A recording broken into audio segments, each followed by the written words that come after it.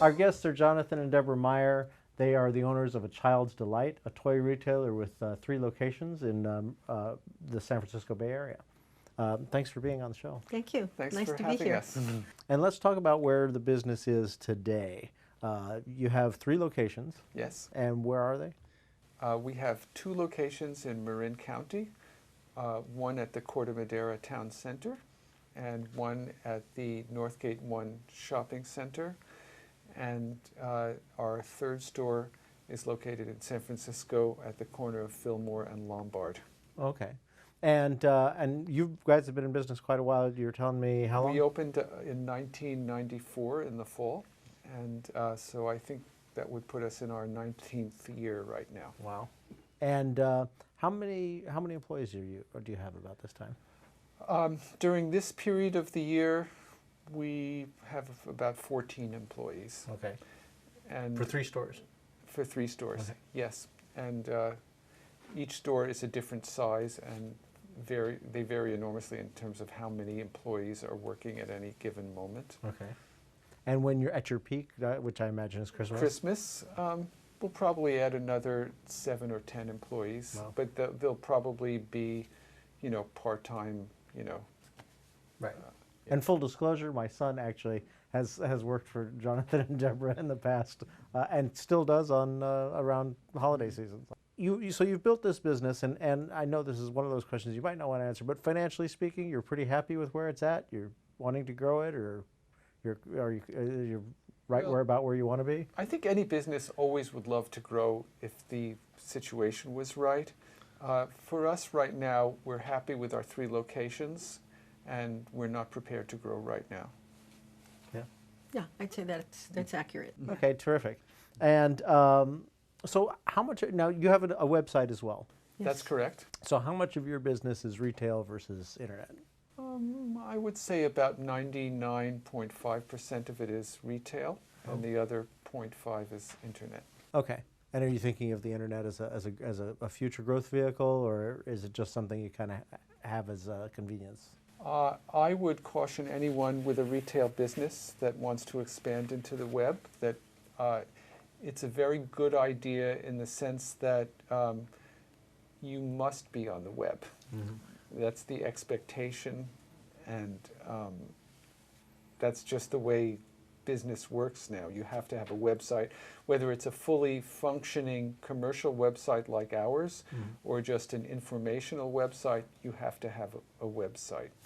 So It's almost like a business card. You cannot. it's kind of like that, and we made the decision. At its. Right. We made the decision almost 10 years ago that we should really have a website, and we constructed a website, and those were the days when Amazon wasn't quite the monster it is now. Mm-hmm. But basically, there's been pretty much of a shakeout of retail as far as selling toys on the web goes, and in our experience, basically, in order to sell toys on the web, you have to be willing to compete on price, because with a couple of clicks, anybody can always find something cheaper somewhere else, unless you're on Amazon, where it's going to be the cheapest. Right. However, what we tell our customers is that we have free gift wrapping. If they have any problems with anything, they can just walk back in the store and return it. And they get customer service with us, which is what they do not get on the internet. Right. So if you go and you get some of those cheaper prices, sometimes in the end, it doesn't always work out well. Right. So your website is probably a good option for your customers. Yes. Who kind of already know you and want to do business with you. Or there could be grandparents, family members that live in other states that want to order something, and this is an easy way for them to do it. Okay. Yeah. But do you see it becoming much more of a part of your business, or is it kind of? We've actually made a couple of attempts to try to give it a boost, and basically, I think, as I tried to imply, the shakeout has already happened. Amazon has got Walmart scared. So our approach basically is we sell on Amazon too. Right. Okay. Wow. Okay. So that's kind of where you are right now as a thumbnail, but your retail stores are doing pretty well. They're just fine, yes. And let's talk about how you got started. What was your background that got you said, hey, we want to open up a toy retailer? I'll defer to Deborah on that. So I was a teacher for many years of Okay. young children. And at a certain point, when I had my son and I was a mother at home, I started developing toys, and I sold them through a catalog company. And after doing that for about 8 years, that company went through a few changes, and I decided that I would like to try doing the retail part myself. And so that's kind of how it began. So you manufactured your own toys? Yes, Or yes. had them manufactured? I did it myself. I had other people help me, yes. Wow. So you essentially you got some business expertise before you started in this. Right, in the wholesale part In of the it. wholesale part. Yes, not in the retail. She was like a cottage industry. Right. She had local ladies who would do her sewing and cutting for her, and Terrific. and she did all the designing and supervising the manufacturer. And so when you started, did you start the store in order to sell your products? No, I didn't have to at that point. I had a very wonderful catalog company that was selling my products. They also had retail stores, and that was good enough for me back then. Okay. You know. So you just started, okay, let's just start. Yeah, I just started small, and I just started sort of out of my own, you could say my own home or my own kitchen, and that's kind of how it began. Okay. We did sell her products in the store, but obviously to have a store, it wasn't Just a Deborah Meyer Designs It was in a store. Sanrio's Back Hello then it Kitty was store or called something. Deborah Meyer Designs. Oh, okay. Yeah. So did you write a business plan when you started your business? No, we did not write a business plan. And we didn't go to business school. No. And we basically learned this by the seat of our pants, I guess. In fact, I could say we knew very little. Okay. And I remember opening up the boxes every day and, taking out the merchandise and putting it on the shelves. And I thought that someday that would stop. And I didn't realize that it would never stop, that it would go on for the next 19 years. You thought, well, someday I'll have someone to do this for me. Well, I don't even think I thought that far. I just thought that, you get in these boxes of toys, you put them on the shelf. But what I didn't realize is that it's a continuous flow. Oh, okay. That retail is really, it's like a constant flow of products that you're ordering, merchandising, and reordering. Right.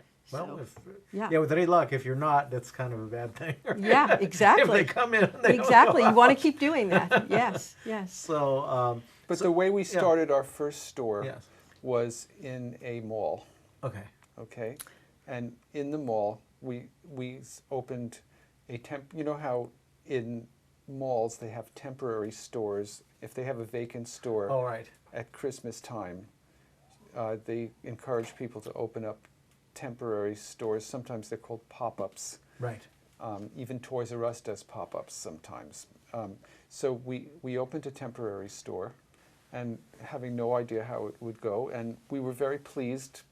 And of course, malls are just like I was saying with Amazon. All of a sudden, there's all these people, Right. and we were happy with the way the store did in December of 1994, and I marched into the manager's office at the mall, and I said, I think we might have a viable business here. Is there any way you can, you would like to keep us?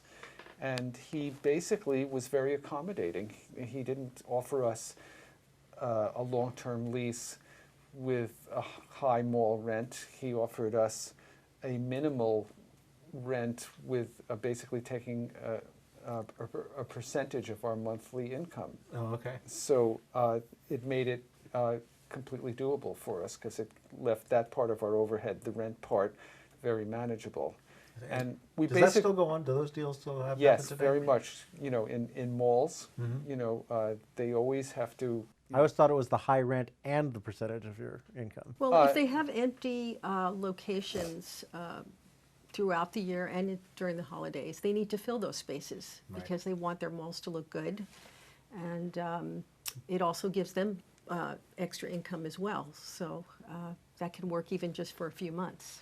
A lot of retail leases do have a break point at which you have to pay percentage rent, but the only time we've ever been in that situation was when we had a temporary store with minimal rent, because then, you know, it becomes comparatively easy, especially in December, to break your break point. And then you transition into just paying rent. No, then you pay them a percentage. You still keep paying a percentage.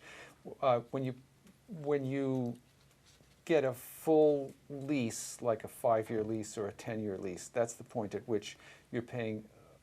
You get the security of knowing the landlord can't just turn you out when they get somebody they'd rather have in that space. It's a trade-off, right? By being a temporary, you don't have the same security you have as a permanent lease. But you're paying considerably more rent than as a temporary. I see. So we stayed as a temporary at the Northgate Mall in San Rafael for a couple of years, and then we got our first permanent lease in 1998. And were you in the same space, or did you have to move a couple? No, we moved. We moved to another space in that mall, to a better location that was bigger and more accommodating for what we wanted to do. With the traffic flow and all that stuff. Yes, yes. We should also mention that after our first Christmas, it was the customers who asked us if we would continue.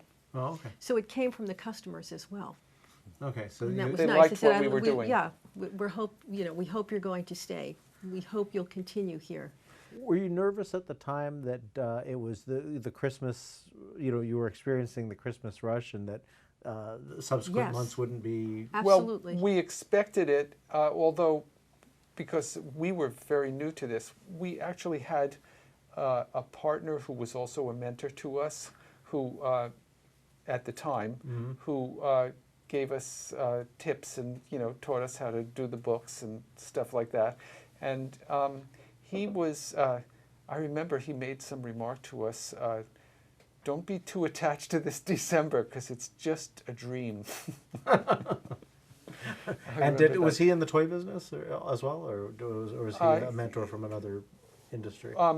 His primary experience was not in the toy business. I think he used to trade oil tankers full of oil. Oh, But he had previous retail experience, and so helped out. Well, that's a good thing to know, because Yes. Yes. it's good for It's it good to helps have a mentor. Yes. it really, especially if you don't have any experience at all. And had he been a friend of yours, or how did you find? Yes, this he person? was a friend. Okay, and you said we're thinking about going to business. Will you help us? Yes. Yes, he Or was he offered. interested. He actually- he yeah, he was was- interested in toys. Any business course I've ever taken, so you have to have like a year and a half of money saved up to see you through. Expect to make no money for the first year. Yeah. Did you guys have this when you started? No. Okay. We actually, because of the temporary lease we had, we basically, we just muddled along until the business grew enough so that we could really make it.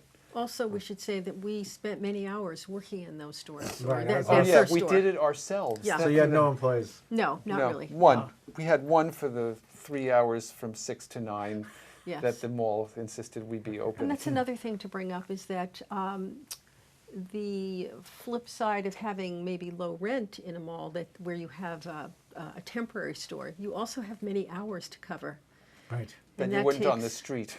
Yeah, and you would not have that if you had a retail store, You're required to stay open Yes, certain hours. yes, 7 days a week. Right. So it's a lot of hours. That's- And it can be from, 10 in the morning till 9 at night. Right. So it's a lot of hours to cover.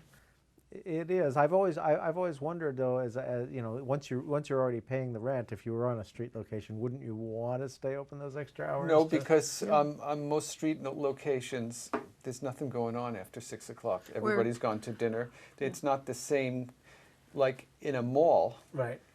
people eat there too, and then they stroll the mall after they eat or go to a movie or whatever. So I think the last time we were in a mall till 9 o'clock, we discovered that overall we were doing 16% of our business between 6 and 9. So it was okay there, but we know from experience in our other locations that Just not worth keeping worth the doors. it. Not worth paying the employee to be there. Yeah, employees to be there. yeah. You don't have that option in a mall. In the mall, you You have have to to. stay open. So- So either you'll be doing those hours yourself, or you'll be paying someone to do those hours. And that's something you have to consider. Okay, yeah, that is something to consider. So so when you first started, there's the two of you working. Our partner our Our partner, and Yeah. one gal that and he was came working in with you too. Yes. Yes. Okay, and one gal, and then how long before you? How long did it take to break even? We were so inexperienced at that point that we didn't really know what break even meant. Got it. But we basically, I think I can say we were making money, Okay, you know, because of you were paying your rent, and you were And because we of, were yeah, we working were many hours. and we were accumulating sweat equity. It's Right. called. right. Well, that's good. You know, Yeah. because you know, for some folk, it's like Yeah, if you don't have the employee problem and you have cheap rent, then basically you have a chance of breaking even, you know, fairly fast. right. As soon as you start expanding or trying to expand, those options don't exist anymore. So did you have a limited amount of products that you carried when you first started? Yes. Very much so. We were much more oriented toward natural fibers and wood, and very specialized, especially according to the indications of Waldorf schools. Mm-hmm. You know, of what's appropriate for children. We were trying to keep a really clean operation in that way, and we're sort of scornful of things like Legos and, you know, a lot of the plastic that you see in the marketplace. And a funny thing happened along the way, which is we discovered that as we got into selling Legos and Playmobil and, you know, other mass market items, we discovered that those things got out of stock a lot faster than the other stuff. And it became sort of absurd not to follow, you know, in terms of a business, as long as we didn't have any ethical objections to what we were selling. And what we discovered over time is that if we didn't bring in the other products that people wanted, it was going to be very hard for us to exist. Right. So even though we may have preferred to stay with just nice wooden toys, it wasn't enough of a representation for you know, the population and the community we were in. Right. And so as long as we brought in things that we still felt good about, even if they were made of plastic, and we let the customers decide. And we had plastic and we had wood, and we decided they can make the choice. And so that's kind of the premise of, you know, where we began. Yeah, you have to sell with what the customers What want. the But I customers do want. remember when you first started, Yeah. you had the wooden train things, which were so Yes. cute, but they Which- were kind of expensive. You know? Yes, well, that has continued all the way through. All of these years, we've still continued with the wooden trains. Yeah. So there are some things that Yeah, have so, you know, stayed they're with memorable because they Yes, yes. they harken back to another era. You know, I That's think they right. remind people of, you know, Yeah, well, probably they remind grandparents now of their child. exactly, Right. yes, But yes. So we try to give it to them all. We try and give them all the options and let them decide. So, how did you get your stock? When you were starting out, did you just buy? And were you able to get? Since you didn't have a business plan, I imagine there wasn't a bank loan. We built it incrementally. And in terms of loan, basically, virtually all our vendors give us what is called net 30 terms. And some of them give us net December 10th terms, which means, okay, so we've gone through a Christmas season. It's January 2nd. Our store's empty. What happens is a bunch of our major vendors, they have the bank loans. And they offer us to fill our inventory interest-free, basically pay it off in December, when we presumably have cash. We should say, though, that that is only a few vendors, and that it does take time for the vendors to trust you with, giving you those kinds of terms. Right. So it does take a little work in the beginning to establish your credit, and that's what you're working on in those early years. Right. That's, And that is one of the reasons that you need some money behind you, because you may not get all the terms that you want to begin with. so the money that you laid out to put in the business was probably mostly in stock, in stocking Yes, the it's store. in Yes. inventory. That's where the money Inventory, goes. that's Yes. Yes. Yes. So, and then And it you got a if- good deal on rent, yes, and you had no employees. And Yes. we had our families helped a little. That's how we began. that's, yeah. Right. Friends and family. Personal loans that got paid back, but over time. that was overall scheme of things kind of minimal. We basically had enough forgivingness of our overhead that we were able to build our inventory incrementally. Right. So you do that by just not running away with the money if you're Right. making any money, but you reinvest it in the inventory. So it sounds like you learned fairly early on to keep a pretty good track of how much money was coming in versus Yes. how much. So even Very though much you were so. novices in business, Right. you weren't ignoring the bookkeeping. Right. No, from the exactly. beginning. Yes. And also, it takes time to learn what your customers want. So you may start off with your own ideas and discover through the things that they ask you for or the kinds of things that sell. So you have to use your money wisely, and it takes time to discover what your inventory really should be. Have you ever had something that that just didn't sell at all? Absolutely. Sure, absolutely. Not a- But Not even compared to the unusual. things that have sold, Right. there have been many more things that have been successful versus a few things that have been unsuccessful. Okay. So that's been good. Oh, that's good. Yeah. Yeah. And are there things that you really thought wouldn't be successful that just suddenly took off? Never gonna Yes, sell? I've been presented with products that I thought either weren't attractive or weren't interesting, and a couple of years later, they're the hottest thing. So I certainly don't know every hot thing. Who knows, And I huh? don't always see it, even if it's in front of me. Right. But again, the customers let you know what they want. So if you're paying attention, you're going to find out. And so from the get-go, you were talking with obviously you're in the stores, so you're You're talking in the with the stores, customers. Absolutely. and that's why it's important to be in your own stores, because you have to Absolutely. hear what is going on. What do the customers want? What are they showing you? What do the kids like to play with? Like we were an early adopter of Beanie Babies. Okay. Oh. And I remember very well, there was a little girl that would come in almost every day. And she said, "Do you have any new Beanie Babies?" And, they were very cute at that point. I don't know if they even sell them anymore, the Thai company. But we just, we ramped that up as we saw it happening. And that was our first big fad in our business. How did you bring customers into your store? You were in a mall, but how did you get the word out? What was your marketing at that early time? We had a little mailing list. We had events at that point. We don't kind of have time for events that much, and the stores are so clogged with merchandise that it's hard to, clear the floor enough to have an event now. But We had story times. we had story times and Puppet music shows. times and puppet shows, and those were nice. And we would send out little mailers. This was before mass email or anything like that. But basically, I think more than anything else,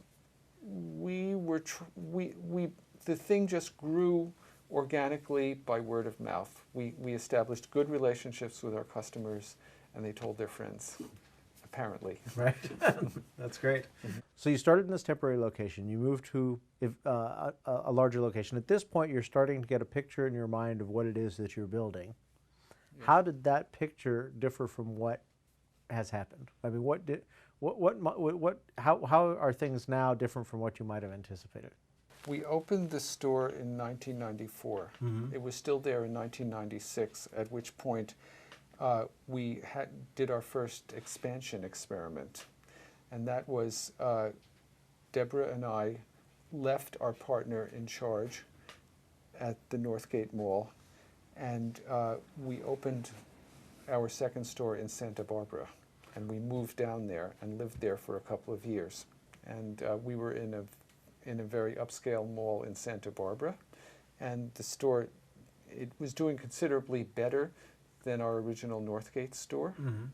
And then we had our first wake-up call to be careful what you do, and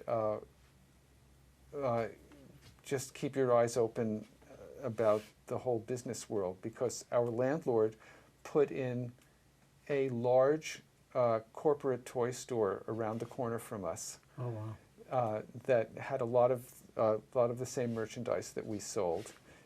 They were a big business that had, probably 40 or 50 locations cross country. They don't exist anymore. Okay. Oh, yeah. Because one thing that we've discovered about, there was a massive shakeout in the toy business. The specialty toy model for corporates to have, go into malls, didn't last more than a few years, it seems like. And specialty toy demands too much personal attention to the customer to help moms and grandmoms, and it demands too much on the ground relationship with the customers that big corporates, I mean, we're a little corporate, Right. but big corporates, they just don't have the wherewithal to. I think there's something else we discovered, though, and that is that toys do not make what something like clothes makes per square foot. So clothes make much more. Very good point. Food can make much more per square foot in a retail location. So if you're paying, quite a bit of rent and you're selling toys, it's not like selling clothes. And that's also why it did not work for Those big chain guys. toy companies. Oh, okay. The margins just aren't there.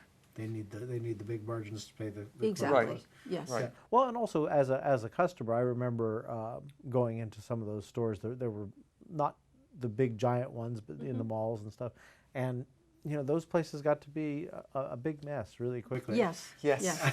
Because you have kids in there trying things out and leaving stuff around, Yes. and the employees didn't care. That's exactly right. And it was there was a zoo. So Yes, I do remember that's that. why it seems like the toy store needs a lot of personal attention, because there are a lot of things that, toys that get damaged, things that kids play with, open up. It's not like clothing. You can't just fold it and put it back on the shelf. Right.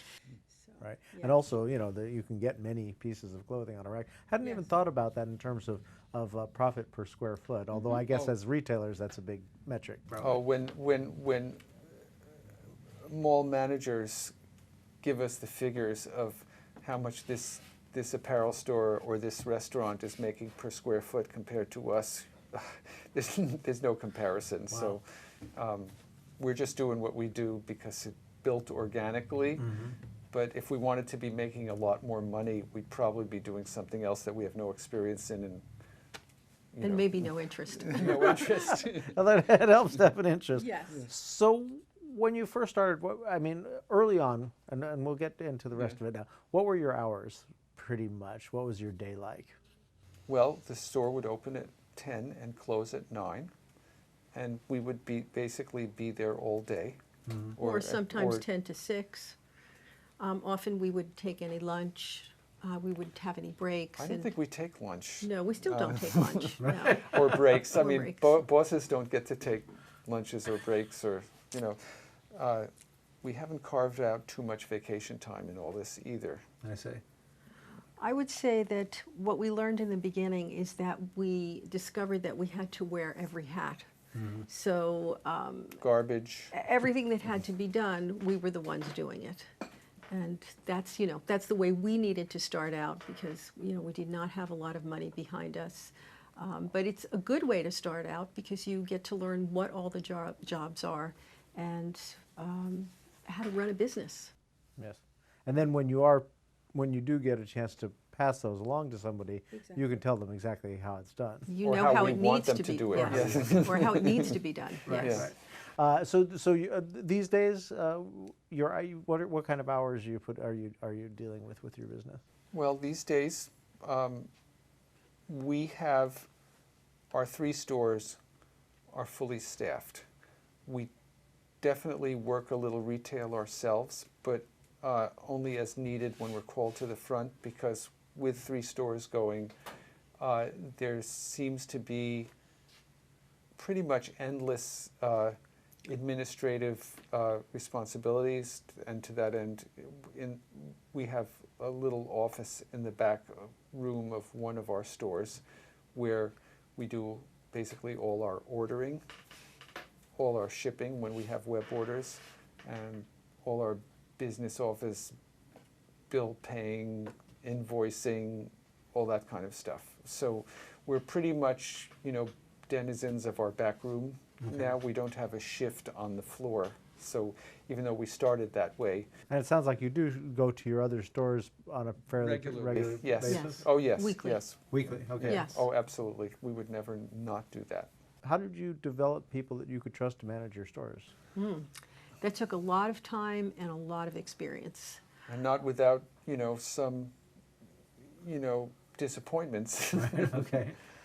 Basically, in the area that two of our stores are located is pretty much of a bedroom community, and there aren't a lot of young people. It seems like when they get old enough, they go off to college. And so there isn't, the population isn't that big, and there's not a lot of employees, or that's how it was many years ago. So it was much harder. Today with Craigslist, it's much easier to find people. So the internet has helped a lot with finding new employees. I would say that we've had a lot of young people, a lot of college students, high school students, and usually they love toys and they love being in this kind of environment, so that helps. But because they're young, they need a lot of direction, and that's where we have to be very hands-on. But if they have the right attitude and they like being in the stores and they learn what good customer service is, they can really be invaluable to our business. And so, we've had hundreds of people, actually, over the years, because, we've had 3 stores and, multiple people who worked in each location. But a lot of young ones, because you don't get rich working retail in a toy store. But that being said, we have some mature employees too. We have one, in fact, who's been with us for maybe 16 or 17 of those 19 years, who's actually going to retire after Christmas. Wow. So it's not all youngsters. So the managers of your stores, did they come from working with you in That's in a your really Generally good- speaking, That's a really good question. What we have discovered is that if we want people to run our stores the way we want it done, it's much better if they are already part of our business or have been part of our business for a couple of years, and that they come, you could say, from the bottom up, because they have much more of a sense of how we want to run our stores, how we think, and how we want things done. and we don't have that large corporate mindset, and we want to, imbue that in them. Okay, so you've pretty much brought everybody up. Yes, and we worked have with you. found that works Right. the best. Right. And when we sometimes have tried to find new managers, That had credentials as managers. sometimes they've worked in more corporate environments with a lot more rules and regulations and ways that things need to be done, and so they're used to following more of a procedure. Whereas in our business, sometimes it's much more creative. You get a new grouping of toys in, and you need to creatively think about how you're going to merchandise this. There's not something that comes down from corporate that says, this goes on this shelf. Right. So they need to be able to think about that. They've seen Yeah, you've it done demands a certain level of really artistic, compositional, sense of, well, how are you going to make space for that? Where are you going to put it? How are you going to arrange things so that it always looks nice? Right. And you don't always see that in those large corporate environments. They just sort of throw stuff on the shelves. Right. As you grew, what was one of the first core job responsibilities that you felt you needed to bring in somebody with some expertise? Probably a bookkeeper. Bookkeeper. An accountant. And that we acquired our bookkeeper, who's still with us, when we were in our Santa Barbara location. And especially in this modern age, it's perfectly, we can just throw our files up on the web and back and forth, and we don't need to be physically there with her, and she's just a total doll. So we've stuck with her throughout, and she's, she's been great for us. And is she a full-time bookkeeper for Oh, you guys? not at all. Not at all. Even with 3 stores? She has a business. No. For us, we need the expertise of a bookkeeper, not for the grunt work of entering invoices and paying them and stuff. That's my job. You guys do that? Okay. Yeah. You do that? I do that. Okay. But there's a lot of sort of back room of the books that a bookkeeper has to do. Mm-hmm. Basically, the bookkeeper has to clean everything up and make it presentable to the CPA Right. so that they can do your taxes at the end of the fiscal year. Right.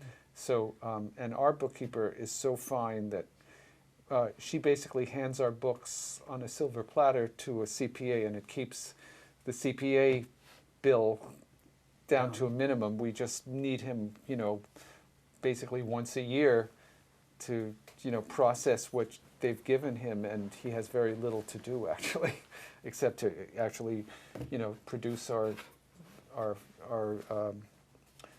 tax forms and sign them. Yeah. There's always those things when you're doing your books yourself, if you're not a professional bookkeeper or Right. don't have that accounting Well, background, there's always those little questions, those little extra things like, where do I put this? Right, and that's what my bookkeeper is for. Right, okay. She's just But really great for It that. was a learning curve. We didn't Yeah. start with QuickBooks. Okay. I don't know if that was available No. back then, but we didn't begin No, that our way. bookkeeper initiated us Okay. into Yeah, but that was QuickBooks, which is you know. really the preeminent small business accounting software. Right. And this makes running a business much easier. Yes. The other aspect of the bookkeeping and, that whole thing, of course, is the QuickBooks is just for dealing with sales data and invoicing and expense, accounts receivable and payable, I guess. But the other aspect of that is the huge step that we took. We got QuickBooks in 1998. In 2003, we got our first point-of-sale computer system where, you scan items when you sell them. Right. And that sort of opened up a whole new world for us of how to do business, because we just had cute little, It's really a old-fashioned... good thing to talk about because it really did change the way we were able to do business. In what way? How did it change things for you? As an improvement, I assume you're saying.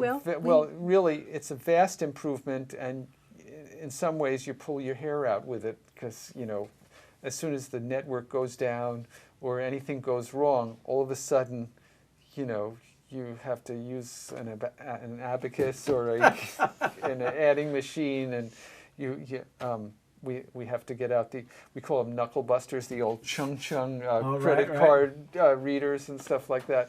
But thankfully, that doesn't seem to happen more than once or twice a year. Right. And hopefully never during Christmas. But basically, hopefully. with a POS system, you just basically have to have it to be running your business intelligently.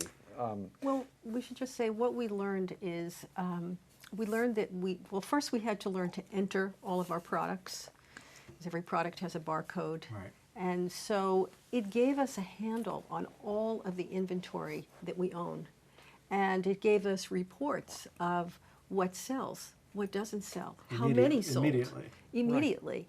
And these are things that before having a computer, these are things that we would just have to know by the seat of our pants. Oh yes, that happened. We sold that many of those. Oh, the But shelves there's are empty. We better order yeah, some of that. There's only so much of that you can really take in. Especially with more than one store. Right. But with a computer, we were really able to figure out the trends of what sells and how quickly. And things that we might have thought were not doing so well, we found out actually we're doing well. Because it's a lot of product and you can't really know everything, intimately. You need that information. And it gives you probably an early warning sign to Absolutely. How to to spend your reorder. money. Yeah. And how to spend your money is extremely important in retail. What products do you want to buy? What products don't you want to be out of? Right. Also, with the POS system running at all 3 stores, we can run multi-store reports and see what's selling in what store, because each store has a different profile of what people seem to be liking there. in addition to which we can see how this store has too much of this item. So instead of ordering it and getting a new bill, we can just transfer a product, balance out product between the stores. Balance out the okay. inventory. Balance Right. out the Oh, okay. inventory. And that's very important. And we couldn't possibly be doing that without this system. Impossible. So the system that we have, every night at the stroke of midnight, our server at our business office sends out the data of any new products that we received that we entered into our system, so they'll be scannable and sellable at all the stores. And it also receives all the sales data from those stores. But I think And- we can say that within 24 hours, Right. the information is accurate, and that's Or it should close be. enough for us. And it's integrated with QuickBooks. No, with QuickBooks, what happens is every morning at 5 o'clock, I don't have to be up, but my POS system sends me an email with a sales report for each store, and basically I can click on each one and load a general ledger file for the sales at each store, with a total breakdown of, total sales, modes of payment, like how many Visa, how many Master, how much cash. It's a general ledger file, so our POS system is compatible with QuickBooks, and basically a job that our original mentor taught us, to take a physical spreadsheet, Right. and write down sales for that day, how much Visa, how much Master, how much cash, blah blah blah, yak yak yak, Yeah. and then add it all up and total it at the bottom, and obviously All automatic now. all automatic, and we couldn't possibly have the time to. Then we would need a bookkeeper if we had to do all that grunt work, but I'm able to stay on top of the bills that come in, and the sales data and all that kind of stuff. And if we're dealing with a new landlord or a new vendor and they want a business or a bank, they want a profile, I can just, with a couple of clicks, I can bring up a profit and loss statement and a balance sheet, and sales data for the last year. It's all. Yeah, just it's right at your Yeah. fingertips. So that's Yeah. great. What are some of the kind of, just in terms of the personal things that you guys do on a daily basis that you think contributes to your success? Well, one thing we do is we go into each of our stores every week and we look at how the merchandise is displayed. We look for what the customer sees when they walk in the door. And because we are not in those stores all week long, we come in with fresh eyes. So we have a good sense of if there's something that's sold down and it's missing, if we've sold some ride-ons that week and the employees haven't put those ride-ons back out on the floor, we usually pick up on that. We might say, well, where are those? And are they in boxes? Do we need to order them? Do we have enough of them? Are they hiding somewhere? Do we need to put them out? So that kind of, those fresh eyes that come in and really, take a look at the whole environment and see not only what merchandise might not be out or might be missing, but also how to keep it beautiful, how to keep it sparkling, how to keep it interesting. And so that's a big part of what we do. How to keep it clean. How to keep it clean. Yeah. So that's okay. And is there anything else that's sort of part of your routine that you think other small business owners can Well, we help out with interpersonal communication very often. There'll be employees that either need to change their schedule or they need to work something out with another employee, and they need input on how to do that, how to keep things running smoothly. I would say that we're behind the scenes helping everything to run smoothly.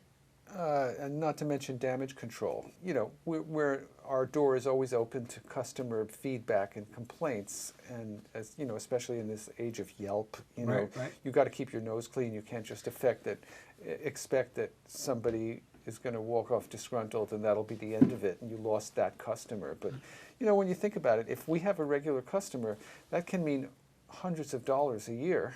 So every customer is precious to us. So if we get a complaint, we jump on it immediately, and we'll, you know, offer the customer a gift card for their, you know, for taking the trouble to call us, and as a, you know, partial compensation for the indignity that they suffered or whatever. Right. That's always, you know, an absolute priority, that we want to keep our reputation intact. Right. And actually, we get very few complaints, very few. But any complaint is one that you need to address. Yeah. You can't No, be in business but without some complaints. exactly. It's like keeping the customers happy, keeping the employees happy, keeping the store looking beautiful, having the right merchandise.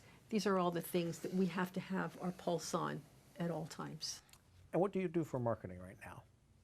We're doing something called a birthday club, and that is, it has basically a dual usefulness.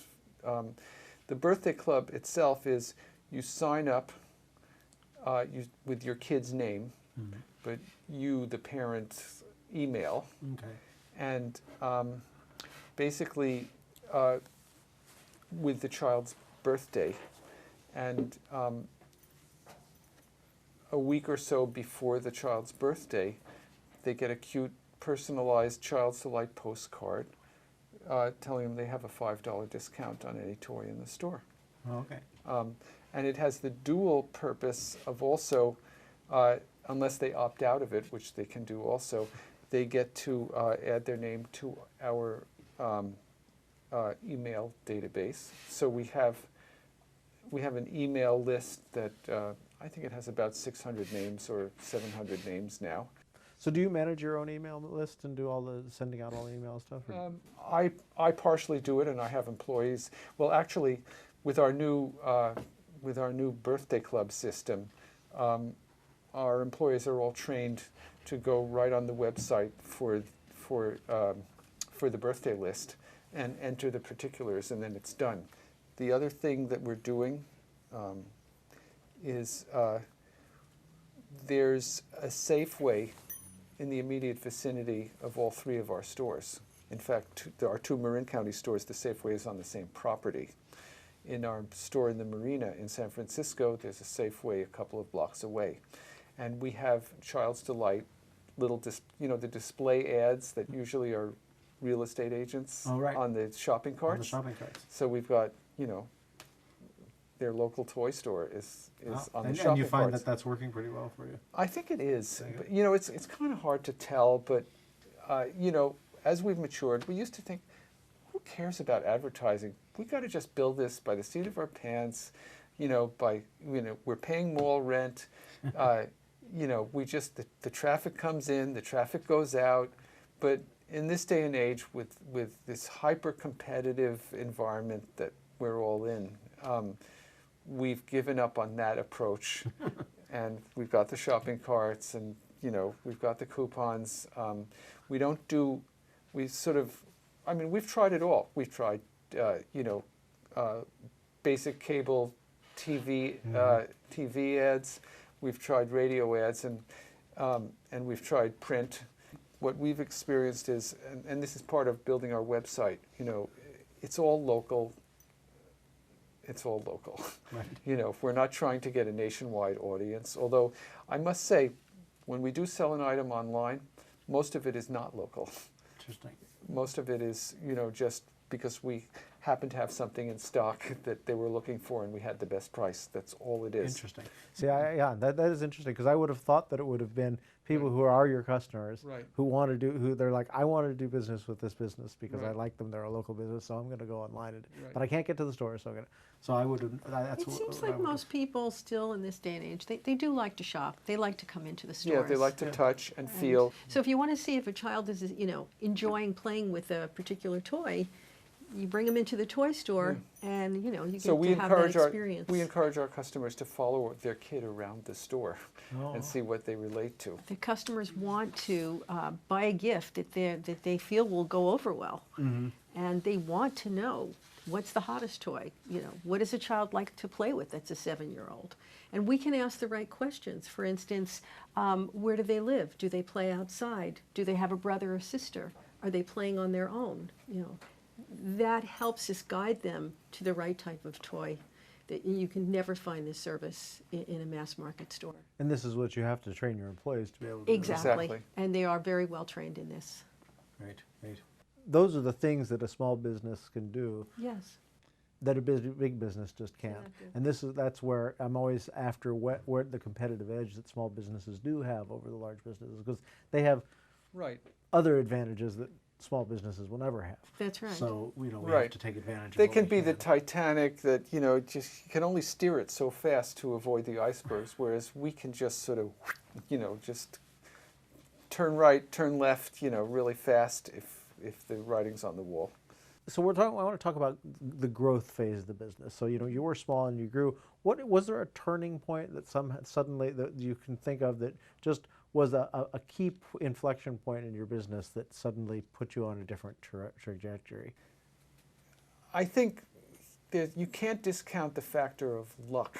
Right. Like when our first store became really successful at the Northgate Mall, when we moved from our little first temporary to a more permanent location, it was just like a perfect storm of the local big specialty chain called the Imaginarium had just gone down. They weren't completely out of business, but they had a mass store closing, including the one in Marin County. And all of a sudden, our sales tripled. And it was probably partially because of that, and there was very little competition. That is not the case now. But, it gave us the breathing room to create a successful business. And then as things got more competitive, we knew that, for instance, that's the central northern part of Marin. We knew that we really needed to put a store in southern Marin. And we lucked out by going into the location we are in the Corte Madera Town Center, because that's like our flagship store. It does much better. And that being said, this was also, so we were lucky. Credit was fairly easy to come by. And to The that economy was improving. So when we expanded to 2 decent stores, we started becoming bolder, and as I said, credit was easy, and we initiated a couple more attempts at expansion that are no longer with us, and that taught us a very good lesson, which is, especially in this day and age where credit is not that available, which is that unless you've got big corporate bucks behind you, well, even if you do, I mean, the big guys do this too, you've got to very carefully study your demographics if you're trying to grow your business and expand. So what would you recommend to somebody in a business that, how would you find if they were thinking about expanding to another place? What would you? I would go to the location where, leasing agents at, in malls and on the street or whatever, leasing agents want to get the lease. So it doesn't happen quite as much as it used to, but we get prospected by leasing agents all the time. Hey, do you want to put a store here? Do you want to put a store here? And as I said, we're comfortable with what we're doing right now. And we don't feel like taking on any more responsibility. And this is partially having tried it a few times and not been successful, that we're still maybe a little bit licking our wounds from that. So I would never expand without hanging out at a prospective location for a few hours and watching the traffic and seeing what's going on. especially on, Saturday morning, afternoon, when most of the shopping Your gets own done. surveying, your own. Your Yeah. own Research. analytical, because leasing agents can throw you these demographics with beautiful radius pictures of how many people are making how much money within a 20-mile radius, but it doesn't amount to anything if you don't see, feet on the ground. And you think that would have made a difference in some of the stores that you tried to open? Definitely. In fact, one of them that didn't work out for us, we were getting all this demographic gobbledygook from the leasing agent, and he had testimonials from other stores that were there. They were about to put a Whole Foods right catty corner from us. There was a Trader Joe's. There was all the things that you would think, oh, this is going to be really great. The traffic is there. But when we hung out there, we scratched our heads. We said, I don't get it. I don't see any people. And it turned out we were right. Wow. So, But it's interesting, you can be next to a fantastic food location and it can have nothing to do with shopping, retail shopping. You would think that all of those people going into that location would help you, but not necessarily true. well, if People it's don't. a lunch place, maybe, but not a dinner place because we're closed at dinner. Right. So these are all things to take into Sure. account. And whether they just go from their car to the place and This back is out, or- very important, and that is the layout of a particular location. So you could have a Whole Foods just around the corner, but it's just still a little too far away. Right. Right. It's just about cross-shopping. Cross-shopping. Yeah. Cross-shopping, cross-shopping, cross-shopping. Traffic, traffic, traffic. You've got to feel reasonably confident. And if you're going into a new property, you better have money behind you. So let's talk about, if you don't mind, the lowest point in your business. Was there a time when you just thought that you had a problem that was insurmountable? Did you ever get to a point like that, or have a feeling like that, or some problem that? We've had some moments where the cash flow has been difficult, but there's never been a moment that we thought we don't want to be doing this or we can't be doing this. We've always felt we're doing this, and we love doing this, and we've built this, and we have just figured it out if we've gotten ourselves in a pickle, and that's happened Yeah, and once the or twice. pickle will be around maybe one location that we have to bite the bullet and decide we need to leave. Right. Okay. So yes, that's true. You've been in the place where you've gone, okay, this isn't Yeah. working. Right, but Yeah. luckily we've always had enough stores making a profit Right. that that it wasn't like a low point, a life-threatening Yeah. problem. We just had to decide, well, this isn't really working, so I think we need to, cut Yeah. bait.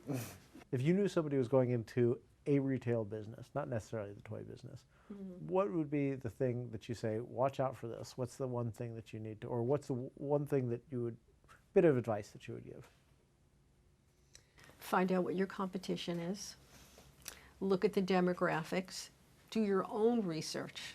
Don't rely on any research that's been given to you, any numbers, any figures. You have to look it up yourself. You have to have a high level of passion and knowledge and interest in, if it's retail, what you're selling. Because if you're just doing it to just make money, because you think, oh, this looks like a get-rich-quick scheme or something like that. Retail is not that, I don't think. Although people sometimes, especially on the internet, people can become wealthy overnight if they hit a sweet spot or something like that. But It's more like a lottery ticket.